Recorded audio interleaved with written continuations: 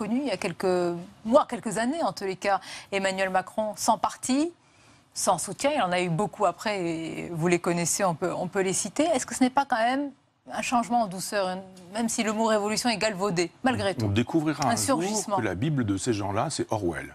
C'est-à-dire que vous avez des cabinets de consultation qui ont fabriqué un programme qui n'est pas un programme. Voilà un homme qui nous dit il n'y a pas besoin d'avoir un programme. Et les Français l'auraient avalé tout cru comme évidemment.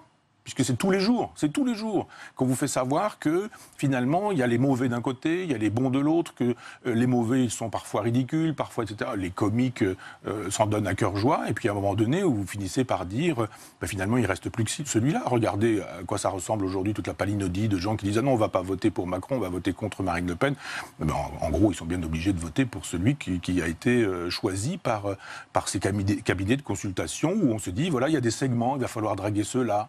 Alors là, un jour, on dit il n'y a pas de culture française. Une autre fois, on va en Algérie et on va parler du génocide. Une autre fois, on va flatter la croupe du cheval de Jeanne d'Arc. La contradiction des responsables politiques, c'est pas nouveau. Non, mais à chaque fois, vous avez emmagasiné un secteur, un segment de la société. Et quand vous avez dit du bien de Jeanne d'Arc, quand vous avez dit du bien du général de Gaulle, quand vous avez dit du bien de François Mitterrand, quand vous avez dit du bien du FLN, par exemple, en Algérie, quand vous avez dit qu'il n'y avait pas de culture française et que vous avez séduit tous les incultes, ça fait du monde, eh bien, il y a un moment donné où chacun n'entend que ce qui lui a été dit personnellement. Il dit, mais ça me va, et ce personnage, on va laisser de côté le reste, finalement, je vais voter pour lui. Voilà pourquoi on a des gens comme Robert Hue qui soutiennent cet individu, qui est aussi soutenu qui par... ne sera pas au gouvernement, oui.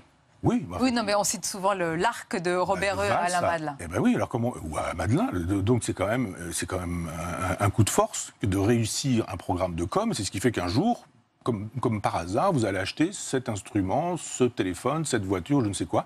Un jour, tout est fait dans la logique publicitaire pour que le jour où vous ayez besoin d'une lessive, vous achetiez la lessive Macron. En tous les cas,